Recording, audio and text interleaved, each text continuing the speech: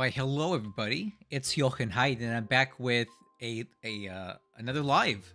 This is for the Goodbye campaign. This is one I just started a couple weeks ago with the German guy. I'm playing Japan. This is scenario 1.5, the scenario that I created to give us something between 1 and 2. And we got a week of turns in. It's now the 14th of December, 1941. And I gotta say, this campaign is not quite gone the way I thought it would. I mean, it's not horrible, but I don't want to say I underestimated Goodbye, but he's definitely very, very good. He's intelligent and he thinks things through and he thinks ahead. And I really haven't played someone like this before, so I'm being caught off guard by some stuff. But what I'm going to do today is kind of give you a brief overview of what's happened. We're going to go over my industry selections, research and development, take a look at tracker scores, and go around the map. And I'll give you an update of what's happened in the first week. So first, I'd like to start with the comparison of the scores. So I have here the Macho campaign, highlighted in blue here, and I have the Goodbye campaign. So you can get a turn-by-turn comparison of how each one of these campaigns has been going for me. I like to compare the two, just to kind of gauge how I'm doing.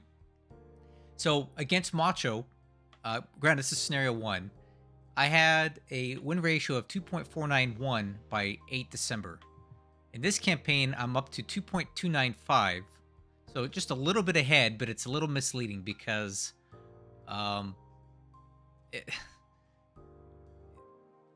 he's doing things that are giving me points that aren't really that great.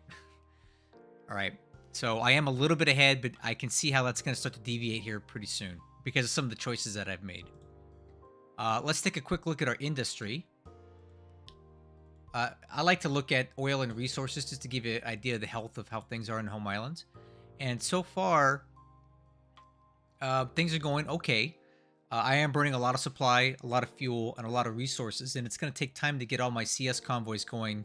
But I'm starting to slow down the rate of resource consumption. I've got quite a few CS convoys moving right now, and we're getting that under control. Here's the War in the Pacific chart, or the industry chart. Not much to glean from this. As resources, we only have a slight deficit here, and I'm going to have that resolved soon as I take more bases in China. We'll be in the green resource-wise around the empire. Oil, that's going to be take a long time to make up that deficit. But here's the thing. This is scenario 1.5, so I start off with more oil than I do in scenario 1.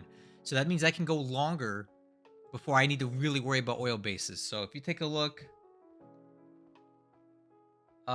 here at Japan, I have 3.2 million call it tons of oil stored in Japan itself. Okay, that gives me enough oil to last 411 days without me importing anything. So there's no real rush to rush into the DEI and take risks taking oil bases because I don't have the need with this scenario. And if things go my way, I don't need to worry about this at all. And I'll explain that in a little bit. Okay, so let's talk about research and development. This is what I decided to do for this campaign. And some people may find this to be a little controversial or short-sighted, risky. You name it, that's fine. It probably is. But I am going in pretty heavily focused on trying to get an auto victory this campaign. Now, that being said, I picked the worst guy to try to do that with because Goodbye is very good and he will kill me with a death by 1,000 cuts. I've already seen it happening to me and it sucks. And I only see it getting worse as the campaign goes on. But be that as it may, I'm going for this. So we're going very hard for the A6 M5 right away. I have some SAMs just as a contingency in case this goes past 1943. The Jill is kind of contingency, as is the Grace. The Judy I'm trying to get in 1942 because I need it. Oscar, going very heavy into the 2A Oscar and into the 2A Tojo because these are excellent fighters that I can get in 1942 and they can really help me in the air. So I'm going very hard into getting these fighters up and running as soon as possible. Going heavy into the Nick because I want this fighter bomber capability early. Frank and Peggy are contingency. I don't. Hopefully, we never ever have to look at these. Helen, definitely want to get the Helen. George is contingency, as is the Francis, and that's about it. So I'm gone with a risky decision here by not investing in the very many late war aircraft, trying to get 1942 stuff going faster so I can try to win this quicker. I don't want this to go past 1943. Again, this may not have been the best guy to pick this strategy against, but I'm doing it. As far as industry goes, the rest of it's pretty straightforward. This scenario does give me a little bit more breathing room as far as supply, resource production in Manchukuo and in the home islands. So I have less constraints. Now, I'm not saying it's as good as scenario 2, but I have less industrial constraints early on. So that means I can go a little bit harder in 1942 without having to be worried about supply too much, or oil, or fuel even. Okay, so let's go over the situation report. So this is 14 December. We're up in the Aleutians right now. Things are going well. We've taken Cold Bay and all of these flag bases up to Adak. This next turn, I'll be taking Attu, and then Amchatka and Ulak in about 2 to 3 turns. And then that will complete the bulk of the American islands up here in the Bering Sea. These aren't necessarily long-term holds, but I wanted to take these bases to deny him the access to them now, because there's some stuff the Allies can do to start using Cold Bay and Dutch Harbor to ferry aircraft down into the South Pacific quickly. And by taking the bases, it kind of denies that to him, and it buys me time. Also, it will make it harder. I find Adak to be one of the absolute best bases in the North Pacific, and it can be used as power projection towards the home islands up in the north. It allows me to get some float planes up here, and it allows me to make it very hard for me to retake this base. So I'm working hard on getting the fortifications built up, although it doesn't look like it. And then I'm going to put some troops here to make Adak very difficult for him to retake. All right. In the home islands, not much to report here. I got CS convoys from Sakhalin and Fusan and Hokkaido working right now. Okay, China, it's going more or less as expected. He is being very nuisance-y with his units. He's moving into my territory and not out in many places, which means I'm going to have to devote resources to deal with these guys that are behind my lines, but I'm not too worried about it. I've taken Changchao and Luoyang, and I'm currently driving towards Nanyang from 2 fronts, down from Xinyang and from Kaifeng.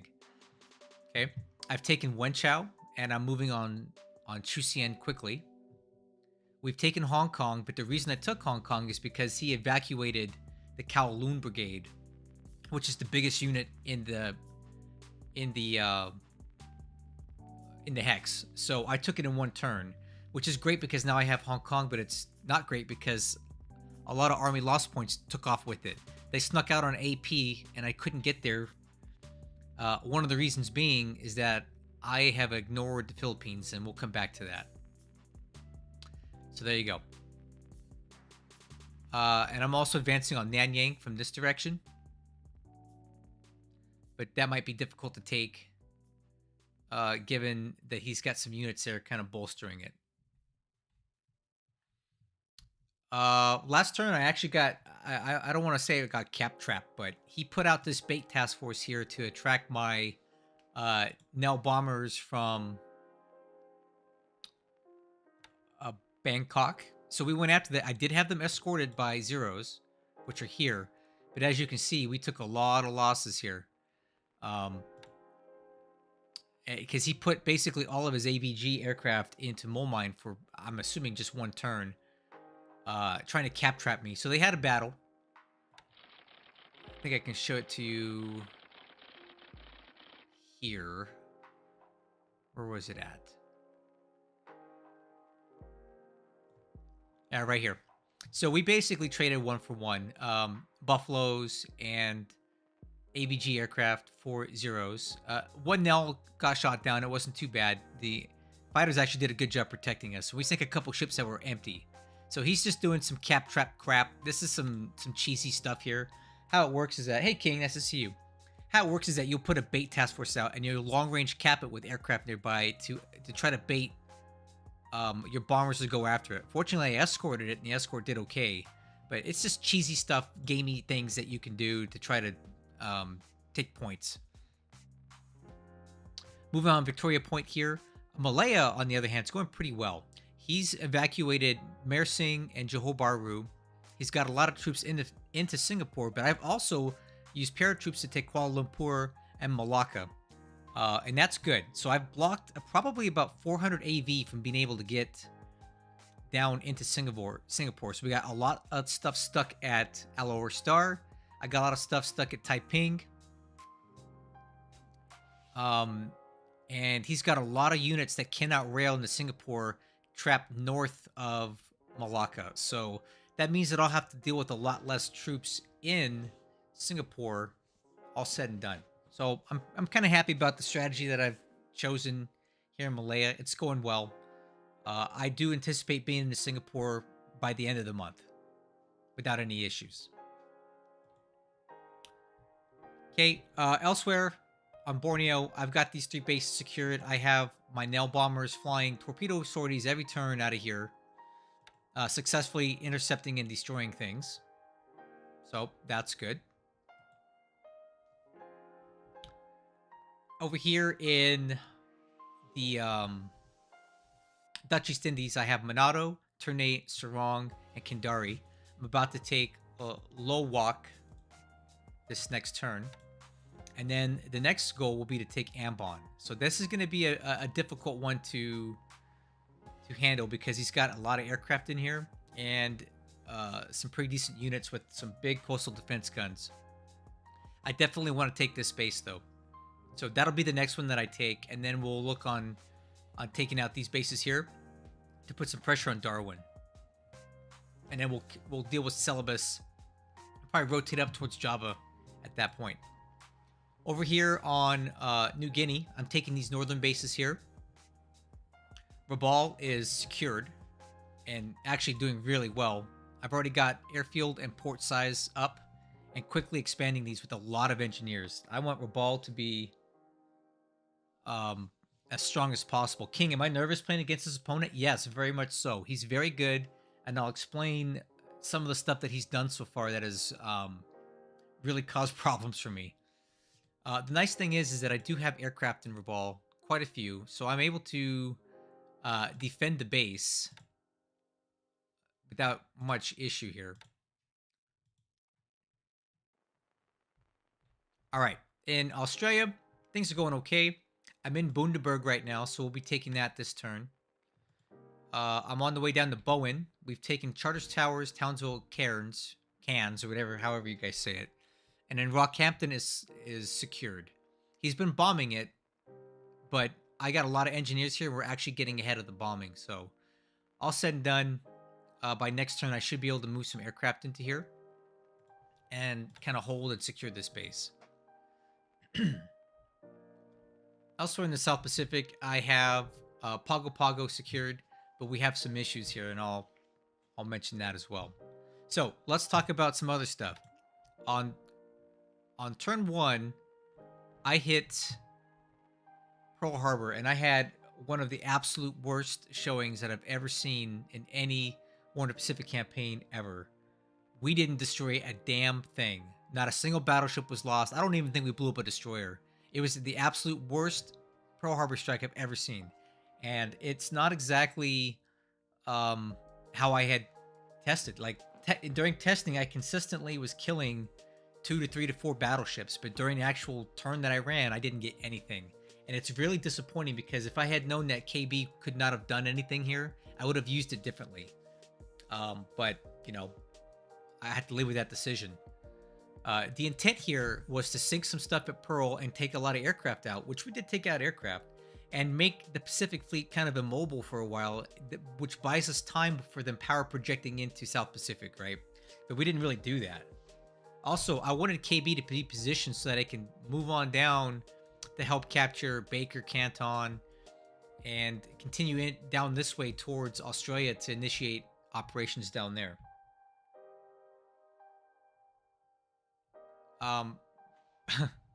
So that's why I positioned it that way. Yeah. But here's another issue that we had. Last turn or 2 turns ago, and the enemy carriers were sighted, and we sighted them approximately here. So there was both enemy CVs were here, the Enterprise and the Saratoga. Okay. Unfortunately, they caught the Ioba, my heavy cruiser, retreating from Pago because it actually took some damage. It took some damage in a collision, which is stupid. So I was just going to send it back to get it repaired, but it ran into these carriers, which I had no sight on until they showed up here. And that was not good.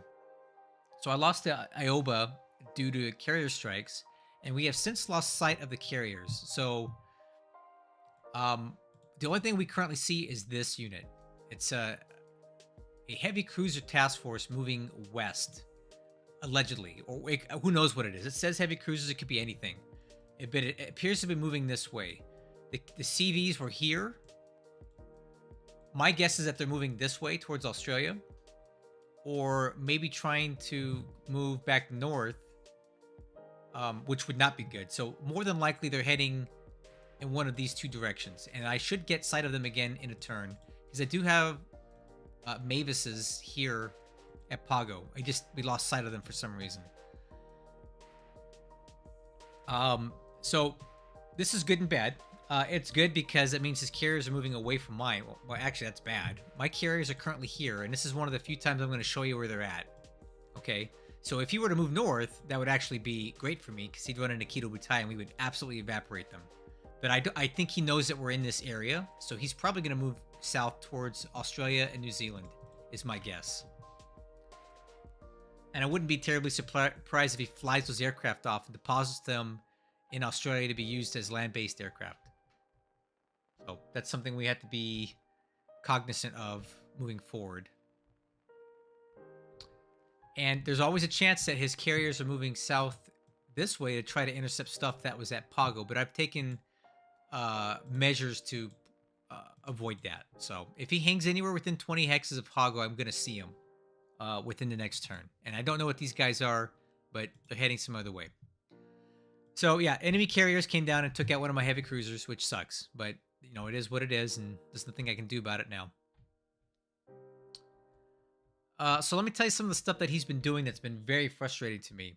He's using his float plane, like his PBYs and his Empires to do bombing attacks on my ships. So he's been damaging ships in port. He's been damaging ships at sea. He's even doing night bombing in places like Ambon and hitting my ships that are in Minato like this, which is not good. It's really annoying stuff. That's all I can really say here. Is he's annoying me with his aircraft very, very much. More so than I thought. So that's a problem. His Dutch subs have been highly effective sinking ships. Nothing I can do about that right now. I currently have 3 heavy cruisers that are damaged right now as a result of subs and other interactions. So Miyoko is damaged and heading home. Haguro and Nachi are damaged and heading home. These were damaged in an engagement with Boise and... Hey, Renew. Boise and Houston. They got away, unfortunately. Yeah, and that's it. So in this campaign, I've elected to avoid the Philippines entirely. I'm gonna deal with it later, but this can be a problem, and I'll tell you why.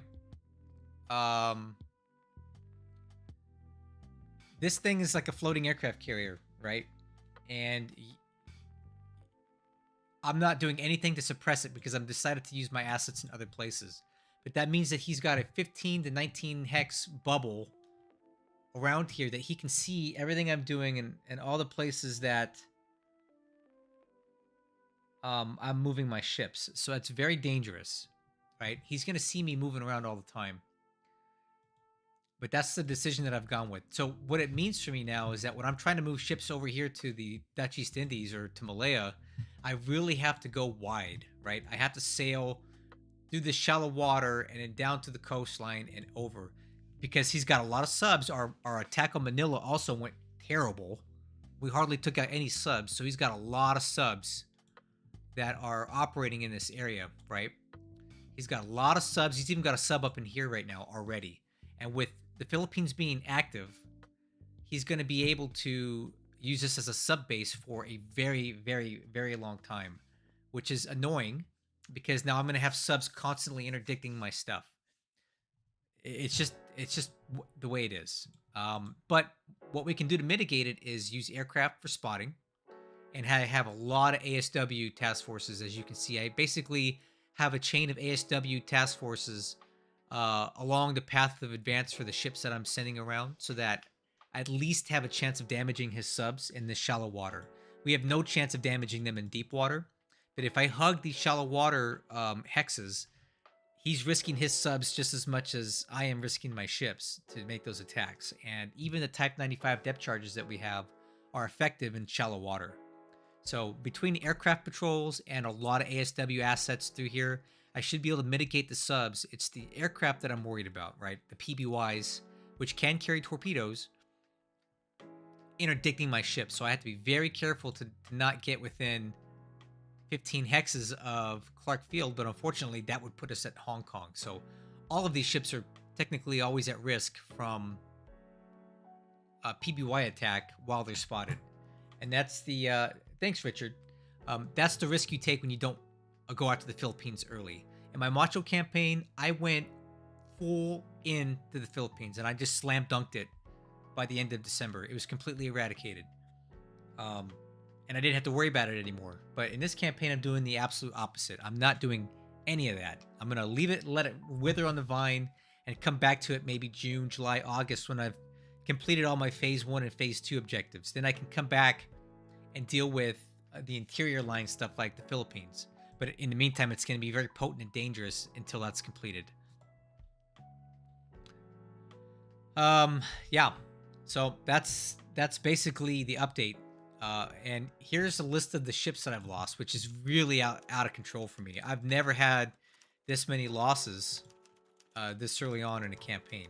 Now, most of these ships aren't worth much, right? Some CMs, some AMCs, a couple torpedo boats, a couple DMSs. The points aren't a lot, but it's just a lot of quantity of ships. So if you look at the points, I've only lost a few valuable ships, right? So I would say the Aoba is definitely valuable. I don't want to be losing that. The Hatsukaze is a Kagero. I don't want to lose that. Oboro, Fubuki, that's not a big deal. But I don't like to lose DMSs. So basically, I've lost 3 good destroyers and Aoba at the start of this campaign, and I don't have a lot to show for it. I really don't. This is what we're reporting as sunk by the Allies, and I don't even know if any of this is even true. A bunch of crappy destroyers and a few light cruisers. Big deal.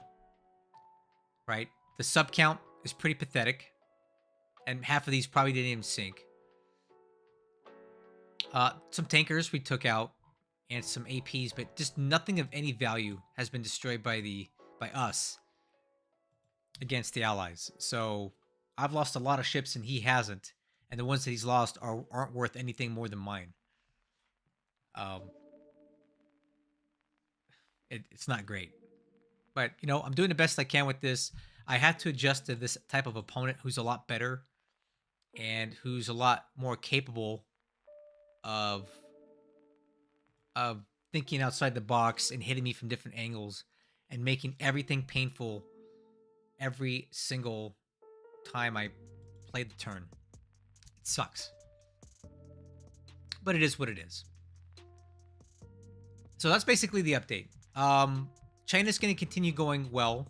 I should be able to get into Nanyang within 5 to 6 days, I estimate. And then we're going to start the drive up to Xi'an.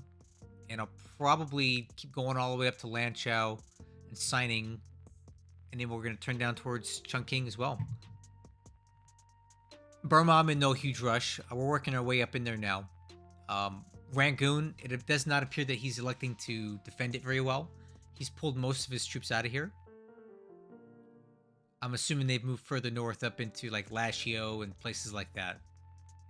So I should be able to take Rangoon without a lot of effort. Malaya's going to go fine. I'm doing well. I'm doing my standard playbook here and it's working fine. I should be able to take Taiping in a turn or two. And then just keep rolling down this side of the peninsula with my armor. And we'll take all these other bases here very quickly. And like I said, I just secured Kwanton, which is great. Yeah, and then DEI. Just starting to mop up these bases here. And that's basically my presentation for this turn. Just wanted to give you guys an update how things have gone on the first week. Definitely more casualties than I was expecting for ships and aircraft, but you know, what can I do? So, do you have any questions? If not, I'm going to go ahead and just end this thing because there's not much else for me to say. I'll try to do one of these every 7 to 10 turns, and if it's a really exciting turn, I'll do a normal video. I'll actually do a regular turn video as time permits.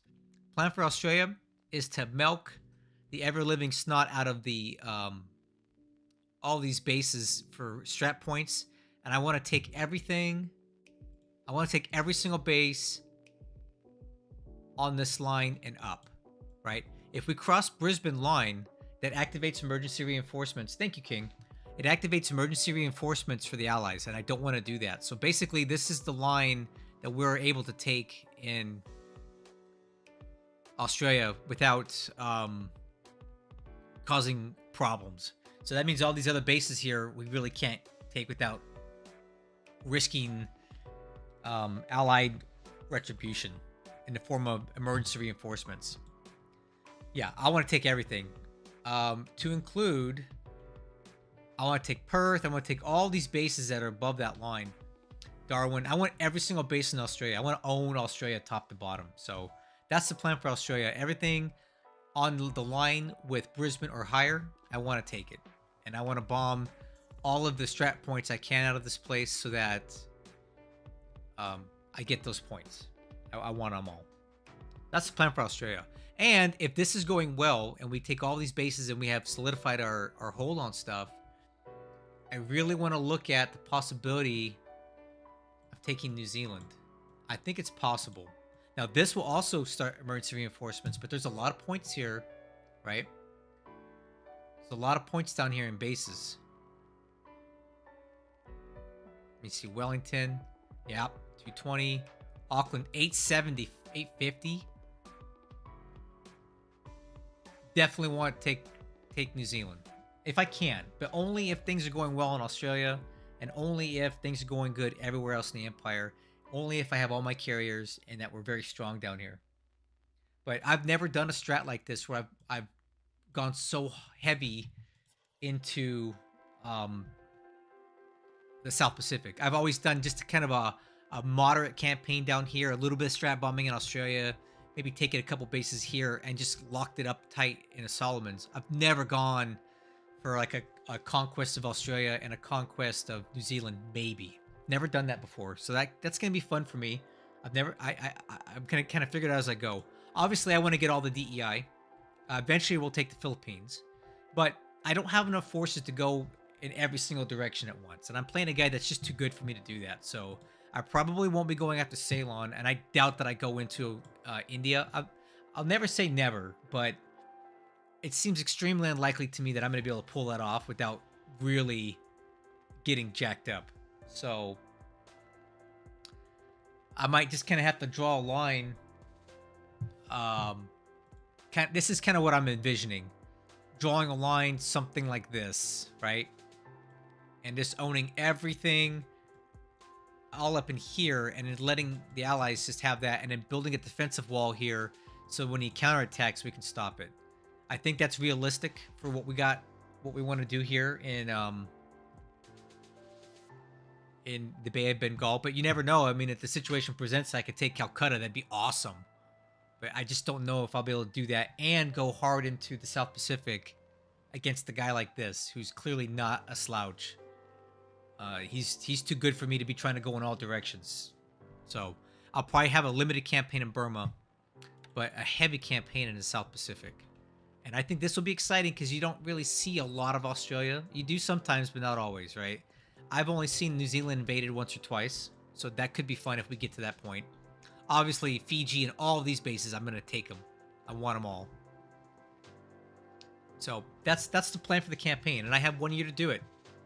Because if I work this right, we get an auto victory, and that's the end of it. I don't really want this campaign to go to 1945 because of the choices that I've made with my industry and my research and development and everything were not really configured for 1943 and 44. Not well. So I want to go end this thing quickly and, just slam dunk Australia. I think that'd be fun.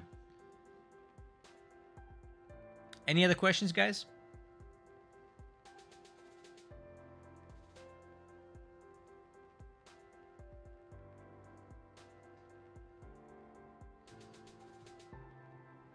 Probably in the next, probably the next 10 turns, I'll be moving on Port Moresby. But we do know that he's got P-40s here. So some of his P-40s from the Philippines ended up here because he shot down some of my bombers here a few turns ago. So I know that he's decided to use some of his P-40s from the Philippines. One unit is here, and I'm thinking another unit is here at Balikpapan. If you look here, there's 29 fighters at Balikpapan. So, my estimate here is that the P-40 unit is here. Maybe there's one in China, but we really haven't seen it yet.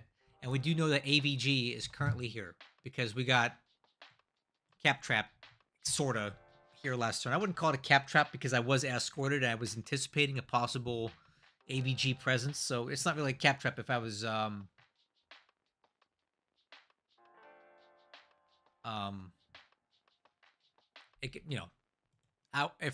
if he caught my bombers without escort, then that's a Cap Trap. But I knew that there was a contingency that they'd be here, and they are.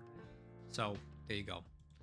Yes, it could be Dutch Buffaloes here at Balikpapan, but that's a lot of Dutch Buffaloes to concentrate only in here. Well, I guess it could be British ones too. You're right. So last turn we did sweep. You know what? Hold on. Let me bring up Combat Reporter because it's a little bit better for this. I swept Balikpapan last turn, hoping to get an idea as to what exactly he had there.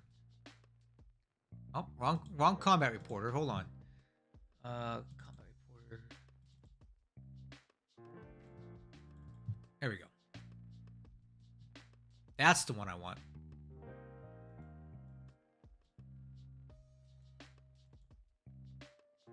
Let's see. Air. Balikpapan. Okay. So we swept Balikpapan, and the only aircraft that came up to fight were these CW-21 Demons, and we shot down basically all of them.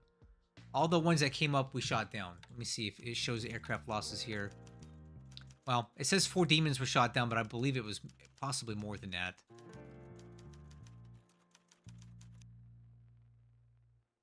Yeah.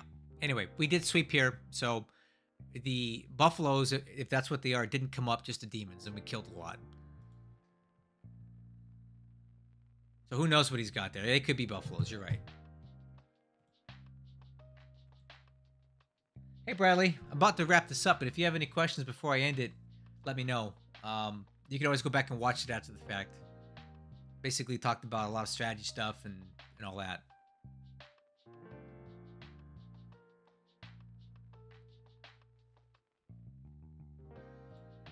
I do have Monado building up pretty good. Alaska. It's possible, but this is really stretching it for me. Like, I'd have to come up with a couple divisions to send up here. I guess Anchorage would be good to have, but I just don't think I have the forces available to do this right now. The only way that I would even attempt this is if I knew that, like, exactly where all of his carriers were at. But the problem that I have here is that we didn't destroy enough ships in Pearl or damage enough. So the Pacific Fleet is still potent. And for all I know, they're heading up to North Pacific right now. And they could station up there and be ready for us. And we can get badly ambushed trying to land in these bases up here. So I don't know that I want to go much further than Cold Bay. That was kind of the intent, was to hold these islands here and deny them to him early on until I could get established in the South Pacific, because you can easily use Cold Bay to shuttle B-26s quickly down to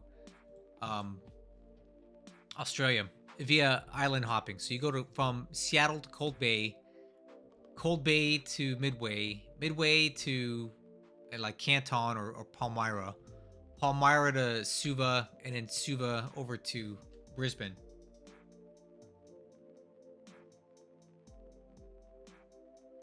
Okay, you want me to talk about altitude strikes? Okay. Here's a general rule when you're Japan playing against the Allies. You need to know exactly what the Allies have as far as anti-aircraft guns. The ones that are very dangerous to me are the 40mm Bofors, right? So if we look at this, anti-aircraft weapons. The weapons that I am worried about the most early on are going to be the 40mm Bofors guns the Allies get, right?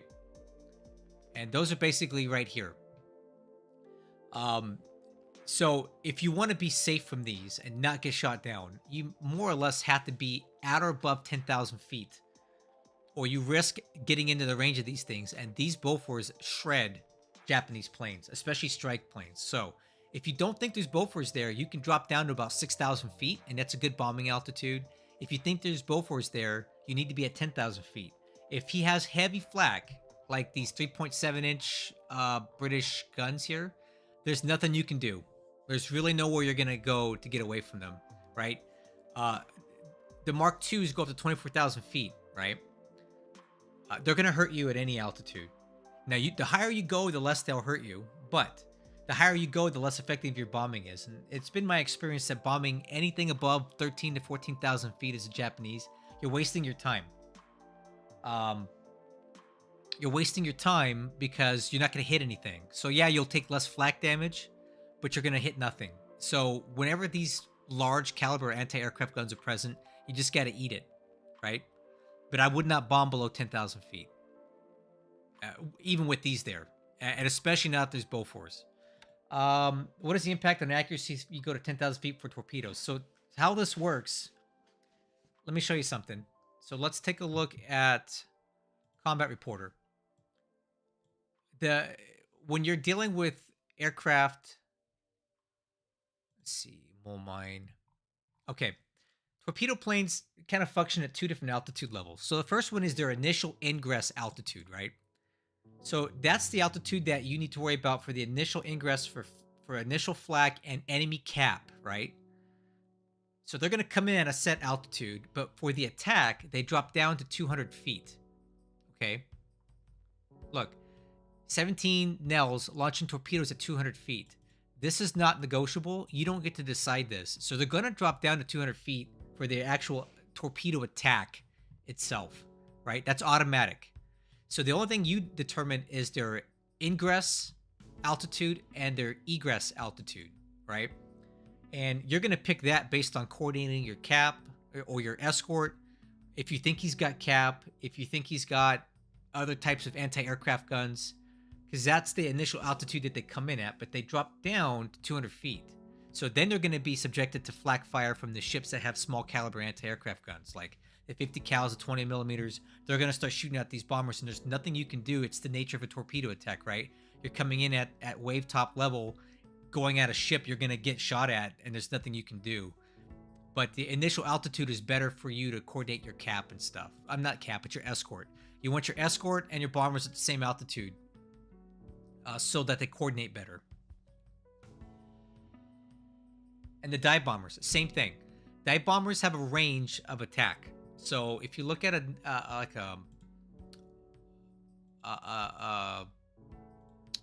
here, let me open up December 7th, and we'll look at air. Where's Pearl? Pearl Harbor. Okay. Again, dive bombers are going to drop down to do dive bombing. And they drop down anywhere between... let me see here. They drop down anywhere between 2,000 feet or 1,000 feet. When they do that, they're going to get shot by small caliber anti-aircraft guns. There's nothing you can do about it. But for them to do this low altitude dive bombing attack, they have to come in between 10 and 15,000 feet.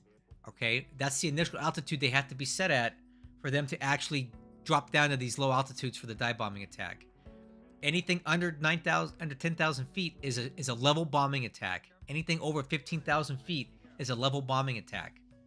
Okay, the only way for dive bombers to activate the low altitude drop is to set the initial ingress altitude to between 10 and 15,000 feet. Again, you do that. If you use 11,000 feet, you're definitely going to be clear of Bofors on the initial ingress. And then you need to have your escort at the same altitude. And then you got to try to guess what altitude he's flying his cap at, right? You don't want to come at the same altitude as his cap. You either want to be above it or below it, but not co-altitude. It's actually the worst thing you can do. But again, the only way for the dive bombers to work is between 10 and 15,000 feet, and then they will automatically drop down to 2,000 feet or 1,000 feet, just like your Kates are going to do for torpedoes when they go down to 200. That's automatic game coding stuff.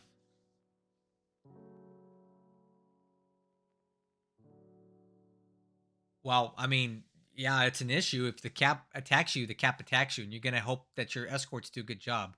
But just know that there's cap present. Your escort will never fully deal with all of the cap unless it's very small. If it's a heavy cap, you're going to take losses no matter what.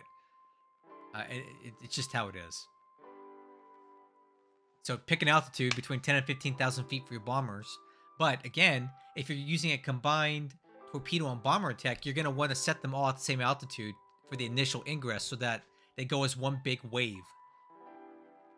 You want better coordination, so you set them all at the same altitude. So let's say you want to fly the torpedo bombers and the dive bombers and your escort. You want them to go as one gigantic alpha strike.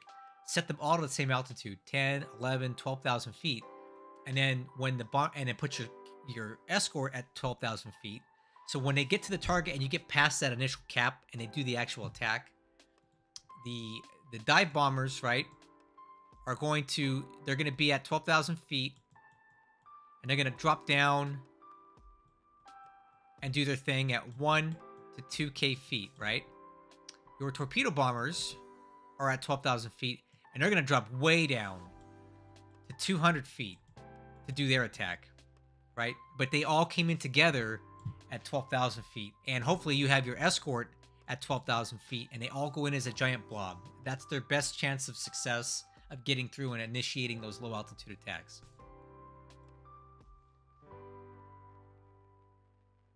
Well, it's not, but that's why you got me here, to explain it to you now. That's why you're here watching this, so I can talk about it with you. Now you know.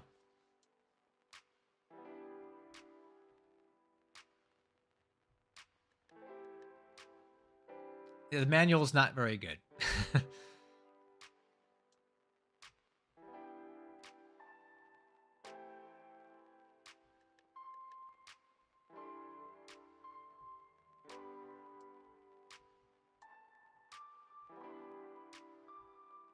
All right, guys. What else you got for me? Anything else?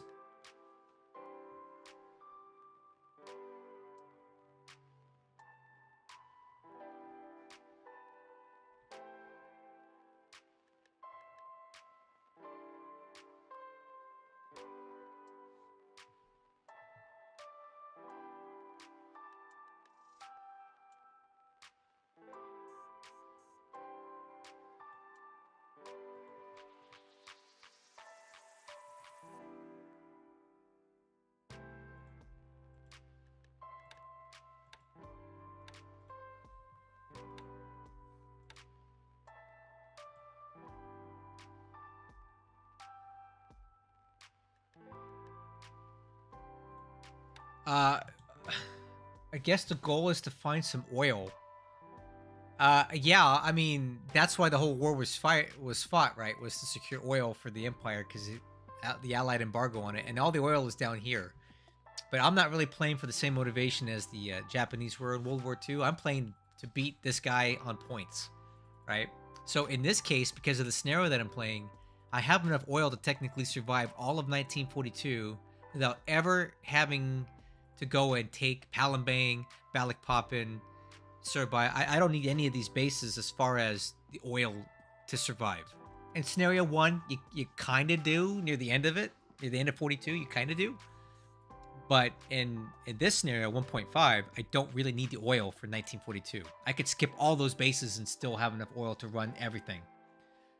So what I'm looking to do is extract points out of him in other places. Taking bases, killing ships, killing planes, killing troops, bombing strategic positions in Australia, and holding those possessions to the end of 1942. That's what I'm trying to do. So the oil is not my motivation right now. Well, okay, so it's called auto victory in this game. How it works is that if any player has a 4-to-1 ratio in victory points by the end of December 1942, it basically grants that player an automatic victory. In 1943, the ratio drops to 3-to-1. In 1944, or in 1944, it drops to 3-to-1, and in 1945, it drops to 2-to-1. So if I get my auto victory, if I'm able to do this against him, and I have a more than 4-to-1 win ratio against him, I'm going to take my win and end the campaign. I play to win. I don't play to have a Japanese simulator so I can get my butt kicked in 1944 by the Allies. If I beat him by January 1st, 1943 on points, the campaign ends, I win. That's it. I find another campaign after that. That's how I intend to play this campaign. This particular one. Someday I'll actually play a more balanced Japanese campaign where I don't try to take over the entire world, and I get reasonable possessions and I fortify them heavily, and I try to last as long as I can into 1945 against the Allies. I'll play that someday, but I'm in no rush for that right now. I like to win because there's no winning as Japan essentially after 1943. There's just no way you can. I want to win. So my motivation for this particular campaign is to just trash him and blow him out of the water and make it so he can't come back from it in time. Am I going to be able to do that? I don't know. Probably not, because from what little I've seen after these 7 days, he's more than capable of inflicting a lot of losses on me that I hadn't initially anticipated.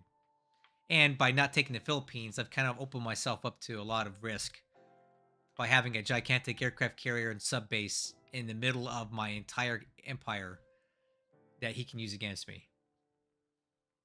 So now I have to go around it and stuff, and it's a pain in the butt. It is what it is. That's what I've chosen to do.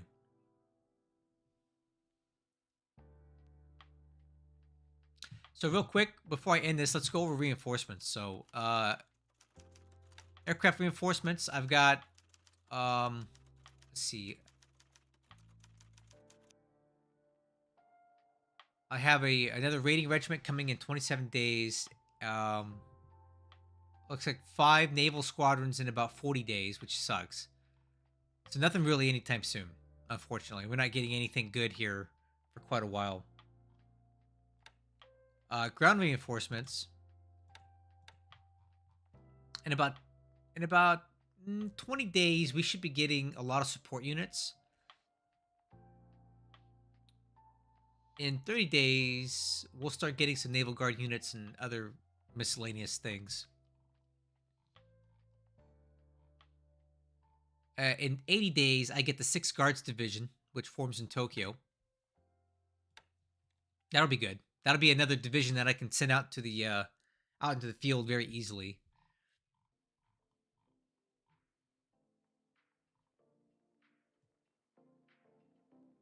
What else do we get? Some garrison units. Not much else good here. A lot of garrison units later on. And then a 4th Guards Division in late November. Yeah. So, not a lot of ground units in 1942. All right, shipbuilding. That's the last thing I'll show you guys. Let me see here.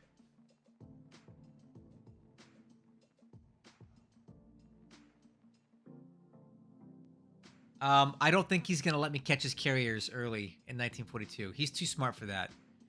1943 he starts getting S6s and a lot of escort carriers, but I think GoodbyeBlueSky is too smart to just let me blunder into his carriers, because if I can find them, if we were to run into them next turn, I win, because I'm gonna sink them. They have no chance of hurting me, and that'll be the end of him. But he's just not gonna let that happen. All right, where are we at here? Let's take a look at shipbuilding before we end this thing. Ship production.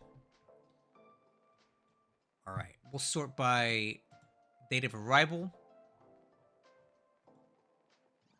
And I'm only going to show you what I'm actually building. So, halted. There we go. That's what we're building right now. What's some stuff that's coming up here soon? So I got a Kagero class destroyer coming in here on the 25th of December. That'll be good. Let's see here. I'm gonna get another Kagero on December 30th. The Shoho will be ready on January 5th. That's an escort carrier. That's a decent one. Makagumo and Yugumo, I'll get those in... Makagumo and Surasushio, I'll get those in late January. And Kazugumo, early Feb. So, basically, I'm accelerating all of my destroyers right now because I don't have enough. I need them as quickly as possible. So, I am accelerating every destroyer that I can in 1942 to get it as quickly as I can. I am still in the process of building up my naval shipyard, so we're running a little bit of a deficit right now with shipbuilding points. It's probably going to take about another 10-15 turns to get that resolved. And then all these pendings will turn into actual being built.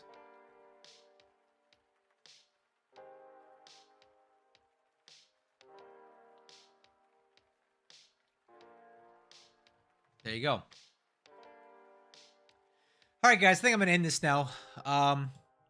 Again, if any good turns happen where there's a lot of action and it's exciting, I'll make a normal video out of it. But if there's not, if it's just usual routine stuff, I'll just do these lives every week or two to give you guys an update. So thank you all for being here. I hope you enjoyed it. If you have any additional questions, please come over to my Discord. I post daily updates on this campaign there. Every turn, I go in there and I put a lot of detail into it. It's a thread off my main channel, so if you're ever having trouble finding it, just let me know, and I'll give you a link to it.